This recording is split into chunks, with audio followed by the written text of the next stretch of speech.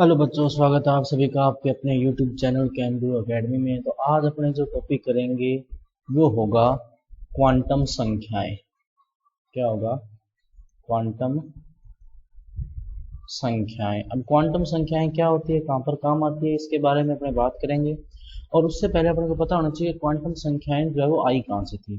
तो क्वांटम संख्याएं जो है वो मेनली श्रोडिंगर समीकरण से प्राप्त होती है। श्रोडिंगर समीकरण होती है, श्रोडिंगर समीकरण को जब हल किया जाता है तो श्रोडिंगर समीकरण के हल करने के बाद में एक समीकरण प्राप्त होती है जिसको क्या कहा जाता है? क्वांटम समीकरण। देखना, एक आती है श्रोडिंगर समीकरण। श्रोडिंगर समीकरण, उसको जब हल करते हैं ना अपने, तो अपने को चार संख्याएं प्राप्त होती है जिनको क्या बोला जाता है? क्वांटम संख्याएं। तो सबसे पहले अपने देख लेते हैं श्रोडिंगर समीकरण होती कौन सी है। तो श्रोडिंगर समीकरण होती है डेल स्क्वायर साई बटे del X square plus del square psi बटे del Y square plus del square psi बटे डेल जेड स्क्वायर, प्लस होता है इसमें 8 pi square M upon H into E minus V psi बराबर 0। ये होती है क्या? श्रोडिंगर समीकरण। ध्यान रखना, ये एच जो होता है ये भी स्क्वायर में होता है, H square 8 pi square M upon H square into E minus V psi. अब आपको ये इतनी बड़ी समीकरण लिखी थी, ये है क्या? तो सबसे पहले अगर मैं बात करूँ ना, तो जो साई होता है वो होता है तरंग फलन। क्या होता है? तरंग फलन। तरंग फलन किसका हो सकता है? तरंग फलन किसी इलेक्ट्रॉन का हो सकता है। तरंग फलन जो है वो किसी और छोटे कण का हो सकता है। दूसरा अगर मैं बात करूं एम, तो एम यहाँ पर क्या है? द्रव्यमान। क्या है बच्चों? द्रव्यमान।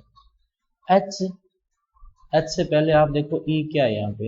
ई क्या होती है? ऊर्जा होती है। अब ऊर्जा कौन सी ऊर्जा? देखो दो होती है, एक स्थितिज ऊर्जा और एक गतिज ऊर्जा। तो ये ऊर्जा है नॉर्मल, अपने कह सकते हैं जो ओवरऑल ऊर्जा हो सकती है, ये होगी ऊर्जा।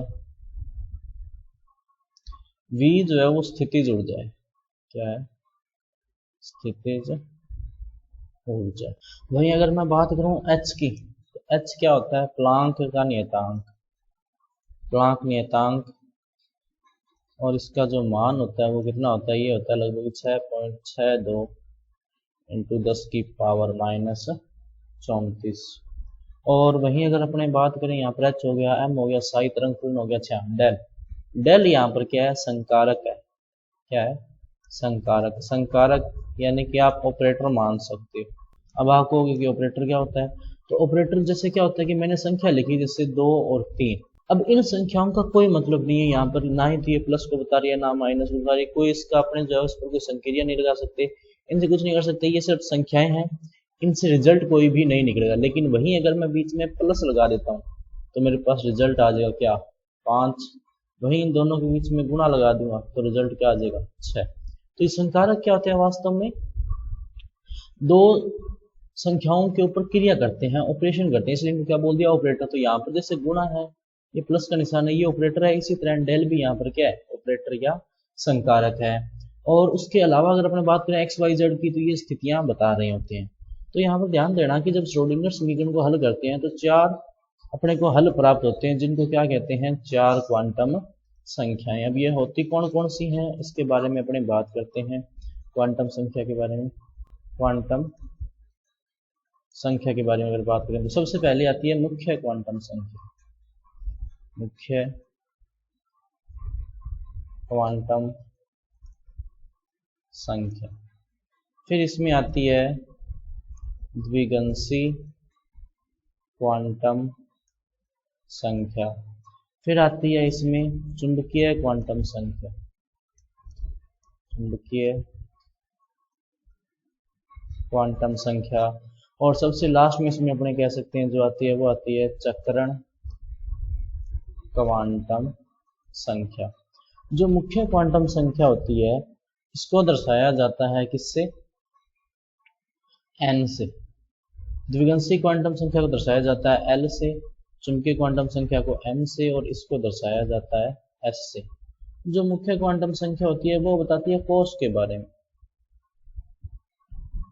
कोश के बारे में। वहीं जो द्विगंशी क्वांटम संख्या होती है वो बताती है उपकोश के बारे में। किसके बारे में बताती है? उपकोश के बारे में। चुंबकीय क्वांटम संख्या जो होती है वो अपने कह सकते हैं कि इलेक्ट्रॉनों की संख्या बताती है, भी किसी भी उपकोश में अधिकतम कितने इलेक्ट्रॉन हो सकते हैं, इलेक्ट्रॉन्स की संख्या बताई जाती है। और चक्रण क्वांटम संख्या जो होती है ये नाम से पता चल रहा है चक्रण के बारे में बताता है। ठीक है, ये होती है 4 मुख्य क्वांटम संख्याएं। अब मतलब 4 क्वांटम संख्याएं होती है, उसको एक मुख्य क्वांटम संख्या, एक द्विगंशी, एक चुंबकीय और एक चक्रण। अब अपने को क्या करना है, इनके बारे में 1 बाय 1 पढ़ना है। तो पहले जो इसमें आता है वो आता है मुख्य क्वांटम संख्या, मुख्य क्वांटम।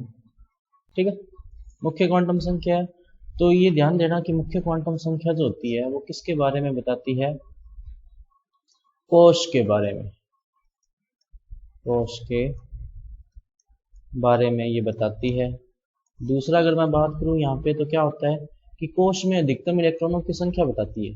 कोश में अधिकतम इलेक्ट्रॉन्स की संख्या बताती है ये।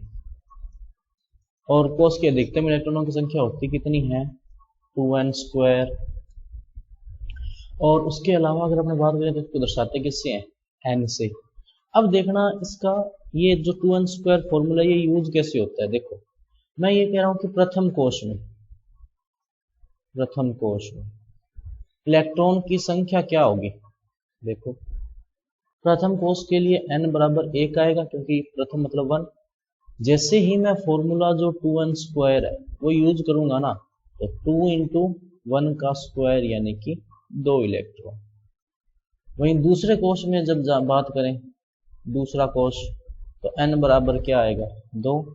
n बराबर 2, तो n का मान यहाँ पे 2 रखूंगा मैं। 2n जो स्क्वायर है इसमें देखना, 2n² इसमें रखूंगा 2, तो 2 का क्या आएगा? स्क्वायर, यानी कि कितना हो गया? 8। यानी दूसरे कोश में अधिकतम इलेक्ट्रॉन कितने हो गए? 8। वहीं तीसरे में अगर मैं बात करूं, तीसरा कोश जो है, तो n बराबर क्या होगा? 3। फॉर्मूला यही लगेगा 2n², n का मान 3 रखेंगे, कितना हो जाएगा? 3 की स्क्वायर 9 × 2 18। वहीं अगर चौथे में मैं बात करूं तो n का मान क्या रखूंगा? 4।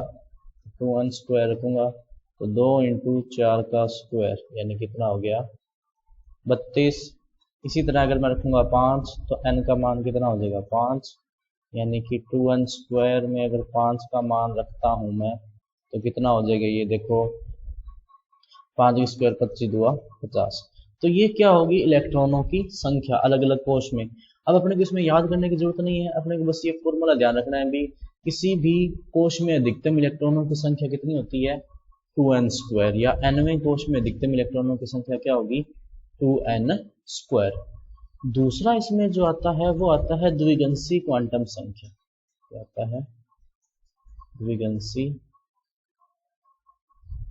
क्वांटम संख्या। इसको किससे दर्शाते हैं? n के बारे n से। और ये दर्शाता है किसके बारे में? उपकोश के बारे में। उपकोश के बारे में ये बताता है। उसके अलावा अगर अपने बात करें तो ये क्या बताता है अपने को? उपकोश में इलेक्ट्रॉनों की संख्या बताता है। उपकोश में इलेक्ट्रॉन की संख्या बताता है। और ये क्या बताता है? उपकोश की आकृति के बारे में बताता है। उपकोश की आकृति के बारे में भी ये बताता है। और उपकोश में अधिकतम इलेक्ट्रॉन कितने होते हैं? उपकोश में अधिकतम इलेक्ट्रॉन जो होते हैं वो कितने होते हैं? 2 × 2l+1। ये फॉर्मूला है क्या? 2 × 2l+1 किसी भी उपकोश में अधिकतम इलेक्ट्रॉनों की संख्या का। अब इसमें एक बात देखना आप कि जो s होता है, s के लिए l का मान 0 होता है, इसलिए ये आकृति क्या है?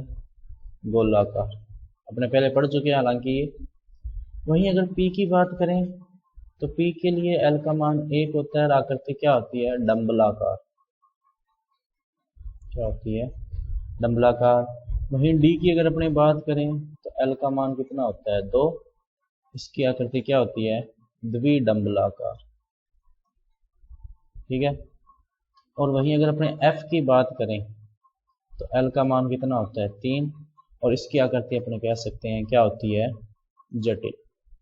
आकृति क्या होती है जटिल होती है इसकी आकृति।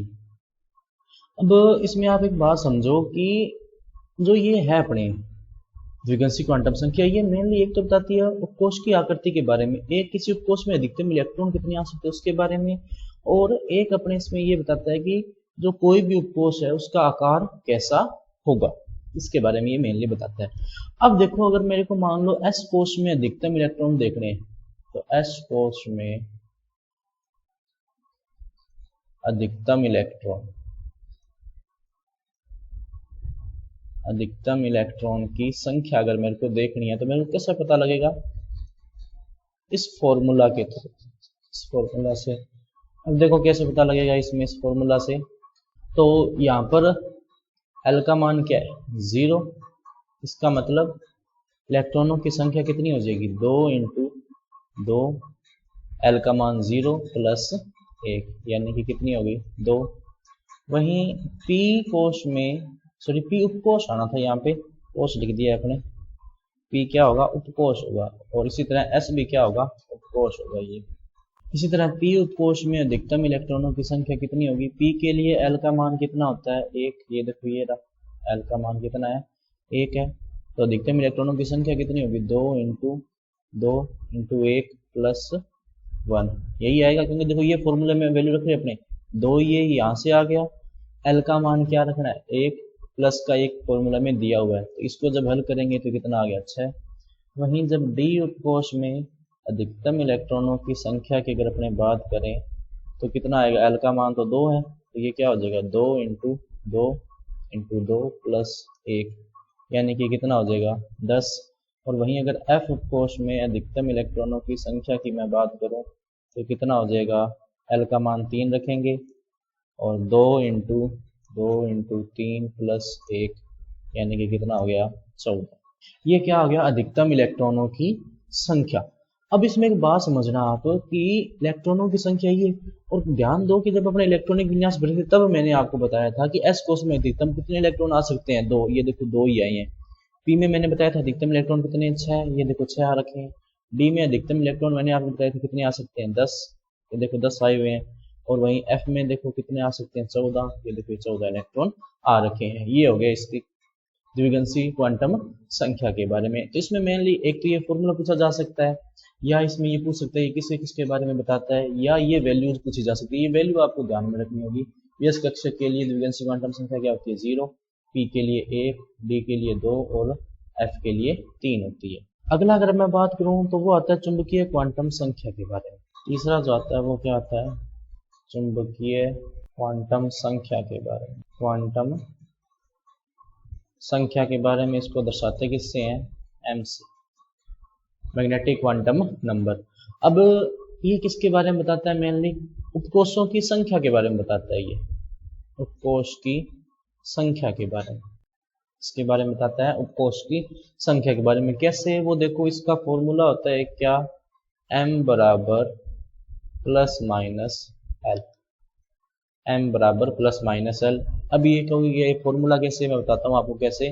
जैसे s उपकोष के लिए अपनी बात कर रहे हैं तो m का मान क्या होगा, l का मान तो s के लिए क्या होता है 0, तो m बराबर क्या होगा ±0, यानी कि संख्या कितनी हो गई, ये एक ही हुई है।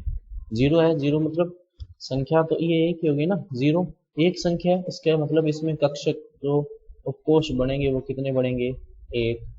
वहीं p के लिए अगर मैं बात करूं तो p के लिए l का मान देखो अभी भी बताया था मैंने 2 होता है, तो m 1 होता है, सॉरी 2 नहीं 1 होता है, तो m का मान क्या हो जाएगा ±1। इसका मतलब है कि ये होगा -1 0 +1, क्या होगा -1 0 +1। टोटली कितनी संख्याएं होगी 3। इसका मतलब है कि इसमें से ये जो उपकोष बनेंगे वो कितने बढ़ेंगे 3। देखो 1 2 3, ये -1, ये 0, ये +1, ठीक है। वहीं अगर मैं d की बात करूं तो d के लिए देखो l का मान कितना होता है 2, तो m बराबर क्या होगा प्लस माइनस 2, यानी कि -2 -1 0 +1 +2, यानी कि ये क्या हो जाएगा, देखो 1 2 3 4 और एक ये हो गया 5, यानी कि ये -2 हो गया, ये -1, ये 0, ये 1 और ये 2। वहीं अगर मैं बात करूं f के लिए, तो f के लिए हल का मान मैंने बताया था 3 होता है, तो m बराबर क्या हो गया +-3, यानी कि क्या हो गया ये -3 -2 -1 0 1 2 3, टोटल कितने हो गए ये देखो 7।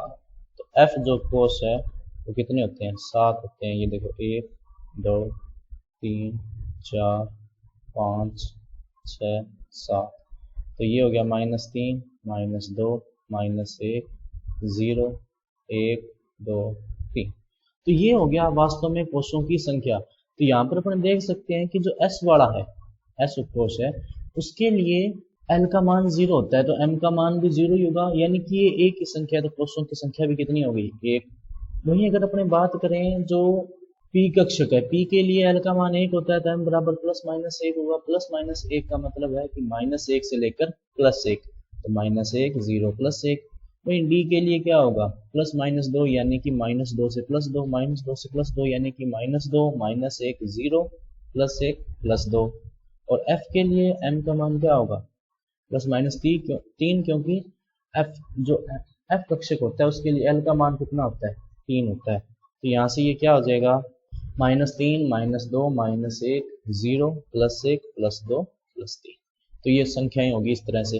तो ये क्या हो गया, असल में इस तरह के कोष हो गए भाई, जो जिसके लिए मान होगा उसके हिसाब से उसका क्या रखा जाएगा, कोषों की संख्या रखी जाएगी।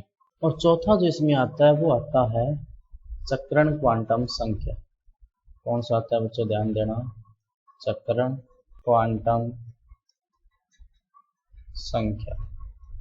चक्रण क्वांटम संख्या को किससे दर्शाया जाता है, s से। चक्रण क्वांटम संख्याएं दो होती है, एक होती है +1/2, एक होती है -1/2। +1/2 ये बताता है दक्षिणावर्त को, इसको बताता है दक्षिणावर्त, और ये किसको बताता है वामावर्त को। ये दक्षिणावर्त को बताता है, और ये क्या बताता है दक्षिणावर्त का मतलब होता है क्लॉकवाइज, यानी जिस दिशा में घड़ी की सुइयां चलती है, और वामावर्त होता है एंटी क्लॉकवाइज। अब इसका क्या मतलब हुआ वो देखो आप, कि मान लो मैंने कोष बनाया p इस तरह से, ये अब मैंने अगर इलेक्ट्रॉन ऐसे भरे हुए हैं, तो ये तो इलेक्ट्रॉन कौन से हो गए देखना, जो ये 3 इलेक्ट्रॉन मैंने भरे हुए हैं, इसमें थोड़ा कलर चेंज कर लेते हैं अपने, हाँ ये बात। तो ये जो 3 इलेक्ट्रॉन भरे हैं मैंने, ये तो कौन से हैं, दक्षिणावर्त, क्या है दक्षिणावर्त। लेकिन वहीं अगर इलेक्ट्रॉन जो है मैं इस तरह से भर रहा हूँ आप, हाँ ये वाला, ये हो गए, ये हो गए और ये हो गए, ये किसको बता रहा है वामावर्त, इसके बारे में बता रहा है वामावर्त। इसका मतलब कोई इलेक्ट्रॉन अगर ऐसे भरा होगा इस तरह से, जैसे मैंने पिंक कलर से दर्शाया, उसके लिए तो चक्रण क्वांटम संख्या क्या होगी -1/2। और कोई इलेक्ट्रॉन अगर इस तरह से भरा होगा, ये वाला, जैसे अपने ये जो केसरिया रंग से भरा हुआ है या ये गेरुआ रंग से भरा हुआ है, इसके लिए क्या होगा +1/2, ऑरेंज कलर भी कह सकते हो इसको। इसके लिए जो चक्रण क्वांटम संख्या होगी उसका मान क्या होगा +1/2। अब इसमें जो है अपने कुछ एक एग्जाम्पल करते हैं, फिर अपने ये एकदम जो है समझ में आ जाएगा। जैसे मान लो कि आपको मिल गया कोई भी इलेक्ट्रॉनिक विन्यास, जैसे कि ये हो गया अपने 3p3 इलेक्ट्रॉनिक विन्यास, क्या आ गया आपके पास, मान लो 3p3। अब 3p3 के लिए आपको मुख्य क्वांटम संख्या, द्विगंशी क्वांटम संख्या, चुंबकीय क्वांटम संख्या और चक्रण क्वांटम संख्या 4 लिखनी है। तो देखो जो मुख्य क्वांटम संख्या होती है वो तो बहुत सिंपल है, जो आगे नंबर दिया होता है वही मुख्य क्वांटम संख्या होती है, यानी ये कितनी होगी 3। एल का मान फिक्स रहता है, मैंने थोड़ी देर पहले बताया था, एस के लिए 0, पी के लिए 1, डी के लिए 2 और एफ के लिए 3। अब यहाँ पर पी दे रखा है तो एल का मान क्या होगा 1। जैसे ही 1 आए आप -1 से लेकर +1 तक गिनती लिख लो, -1 0 +1, ये 3 बॉक्स बन गए असल में इस तरह से, ये वाला 3 बॉक्स बन गए। तो यहाँ पे 3p3 है, 3 बॉक्स बन गए। कितने इलेक्ट्रॉन भरने हैं 3, ध्यान रखना पहले एक एक इलेक्ट्रॉन भरना है, 1 2 3 यानी ये 3p3 है। इसी इलेक्ट्रॉन की बात करें, मैंने अभी अभी बताया था जब इलेक्ट्रॉन इस तरह से भरा होगा तो जो चक्रण क्वांटम संख्या होगी वो क्या होगी, +1/2। तो यहाँ से चक्रण क्वांटम संख्या आ गई +1/2। अब ये देखो, ये जो तीसरा इलेक्ट्रॉन जहां भरा गया उसके सीध में नंबर कौन सा है, +1। तो m का मान क्या आ गया, +1। दोबारा देखो, जो आगे नंबर लगा हुआ है वही n का मान है। p दिख गया मतलब l का मान 1 है। l का मान अपने को 4 यहाँ याद करने होंगे, s p d f यानी 0 1 2 3। जैसे ही l का मान 1 आया, आप -1 से लेकर +1 तक गिनती लिखो, -1 0 +1 लिख ली। अब उनके सीध में एक एक बॉक्स बना दो, बना दिया। उसके बाद में कितने इलेक्ट्रॉन दे रखे हैं, देखो p3 यानी 3 इलेक्ट्रॉन भरने हैं, तो 1 2 3 3 इलेक्ट्रॉन अपने फिल कर दिए। 3 इलेक्ट्रॉन, तीसरा इलेक्ट्रॉन जिस डिब्बे में गया उसके सीधे में नंबर कौन सा है, +1। तो m का मान आ गया +1। और ये इलेक्ट्रॉन जो है वो एक ही है, या तो इसको आप ऐसे याद कर लो भी अगर एक इलेक्ट्रॉन आ रहा है तो +1/2 होगा, या ऐसे कर लो भी जो इस तरह से भरा गया है वो क्या होगा, +1/2। तो इसका मान क्या हो गया, +1/2। उसके बाद में अगला अगर अपने देखें तो देखो कौन सा है नेक्स्ट, एक और इलेक्ट्रॉनिक विन्यास रख लेते हैं अपने। जैसे मान लो मैंने लिख दिया आपके लिए 3, या इसको ऐसे करो आप, मैंने लिख दिया 4d6, ठीक है। तो n का मान मैंने अभी भी बताया था, जो आगे नंबर दे रखा है वही है 4। d के लिए l का मान कितना होता है, 2। जैसे 2 आया तो आप -2 से +2 तक गिनती लिख दो, -2 -1 0 +1 +2। आगे इनके सीध में 5 बॉक्स बना दो, 1 2 3 4 5। कितने इलेक्ट्रॉन भरने हैं, 6। तो पहले सारों में एक एक भरो, 1 2 3 4 5 5 पूरे भरेंगे। अब दोबारा से पहले बॉक्स से भरना स्टार्ट करेंगे, यानी ये 6। ये छठा इलेक्ट्रॉन जिसके सीध में है नंबर क्या लिखा हुआ है, -2, यानी m का मान कितना हो गया, -2। s का मान देखो, जो इलेक्ट्रॉन इस तरह से भरा जाएगा उसके लिए क्या था, -1/2। तो ये हो गया -1/2। इसी तरह मैंने मान लो ये लिख दिया यहाँ पे 4s2, क्या लिख दिया, 4s2। तो n का मान फिक्स है, आगे दे रखा है 4। s के लिए l का मान 0। अब 0 यानी कि ये एक ही डिब्बा बनेगा, मैंने बात भी की थी। कितने इलेक्ट्रॉन भरने हैं, एक। ये दूसरा हमेशा ऐसे ही भरना है, ऐसा ना हो कि दोनों आप ऐसे भर दो, ये गलत है। तो पहला ऐसे, दूसरा ऐसे भरा हुआ दूसरा इलेक्ट्रॉन, तो s का मान क्या आएगा, प्लस या -1/2। और m का मान s के लिए हमेशा ही क्या होगा, 0, ठीक। उसके बाद में नेक्स्ट अगर अपने बात करें कोई और एग्जांपल, जैसे हो गया ये 3d8। तो n का मान 3, l का मान 2, m का मान देखो कितना आएगा, मैंने कहा ना -2। जैसे 2 आए, -2 से +2 तक गिनती ये लिखी हुई है अपने, यही बढ़ा लेते हैं ये वाला, इस तरह से ये हो गया। यहाँ पे -2, ये -2, ये -1, ये 0, ये 1, ये 2। तो कितने इलेक्ट्रॉन भरने हैं, 8। तो पहले एक एक भरो, 1 2 3 4 5 6 7 8। 8 की सीध में क्या आ रहा है, 0, यानी यहाँ क्या आएगा, 0। दूसरा इलेक्ट्रॉन ऐसे भरा गया है तो s का मान क्या आएगा, -1/2। इसी तरह अपने और लिख सकते हैं, जैसे मान लो मैंने लिखा 4f7, ये लिखा। तो n का मान मैंने बताया जो आगे वाली संख्या वही होती है, तो n का मान 4। f के लिए l का मान कितना होता है, 3। जैसे 3 आए तो -3 से +3 तक गिनती लिख लो, -3 -2 -1 0 1 2 3। ये इस तरह से लिख लिया। 7 इलेक्ट्रॉन भरने हैं, तो 1 2 3 4 5 6 7। 7 की सीध में क्या आ रहा है, 3। तो यहाँ 3 आएगा। और एक इलेक्ट्रॉन भरा हुआ है तो यहाँ पर क्या हो गया, +1/2। एक दो एग्जांपल अपने और कर लेते हैं। जैसे मान लो मैंने इस बार लिख दिया 5d10, ठीक है। तो n का मान कितना, 5। d के लिए l का मान 2। जैसे 2 आया, -2 से +2 तक गिनती लिखोगे, -2 -1 0 1 2। ये हो गया इसमें, यहाँ पे इस तरह से, ठीक है। 10 इलेक्ट्रॉन भरने हैं तो पहले एक एक भरो, 1 2 3 4 5 6 7 8 9 10। 10वां किसकी सीध में आ रहा है, 2 की सीध में, तो यहाँ 2 आ जाएगा। और इलेक्ट्रॉन जो है वो इस तरह से भरा गया है, देखो 10वां, तो यहाँ पर क्या आएगा, -1/2। इसी तरह एक आध एग्जांपल अपने और कर लेते हैं। इस आधार पर अपने जो कोई भी क्वांटम संख्या के लिए या कोई भी इलेक्ट्रॉनिक विन्यास के लिए चारों क्वांटम संख्याओं का मान ज्ञात कर सकते हैं। जैसे मान लो मैंने लिखा यहाँ पे 4f11, तो n का मान 4, f के लिए l का मान कितना होता है 3, तो जैसे 3 लिखे तो -3 से +3 तक लिख दो आप, तो ये हो गया -3, इस तरह से -3 -2 -1 0 1 2 3, ये इस तरह से आप बॉक्स बना लो या सीधे कर सकते हो आप, अपने को पता लग गया। तो 11 इलेक्ट्रॉन भरने हैं, तो पहले 1 2 3 4 5 6 7, फिर 8, फिर 9, फिर 10 और फिर 11। यहाँ पर 11 की सीध में क्या आ रहा है 0, तो ये 0 आ जाएगा। ये इलेक्ट्रॉन जब इस तरह से भरा गया है तो s का मान क्या होगा -1/2। ये हो गया इसमें आंसर किसका, जो अपने कह सकते हैं कि 4f11 के लिए चारों क्वांटम संख्याओं का। तो इस तरह से अपने लिख सकते हैं। इसी तरह आपको मैं कुछ एक दे रहा हूँ जिसका आंसर आप जो कमेंट बॉक्स में लिख सकते हैं। जैसे मान लो मैंने लिखा 3d8 हो गया, या 4p5 हो गया, या 4f13 हो गया, या आप इसमें लिख सकते हो जैसे 3d9 हो गया, या 4s1 हो गया, या इसके अलावा भी कोई भी हो सकता है, मतलब इससे फर्क नहीं पड़ेगा। या आप जैसे मान लो कर लो हो गया 5d3 हो गया।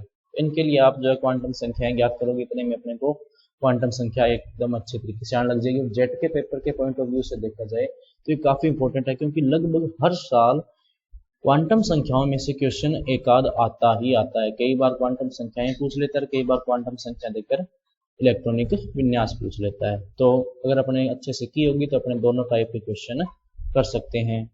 तो बच्चों आज क्लास में इतना ही, मिलते हैं अगली क्लास में, तब तक के लिए पढ़ते रहिए। और अगर आपका कोई डाउट हो तो आप हमें कमेंट बॉक्स में पूछ सकते हैं।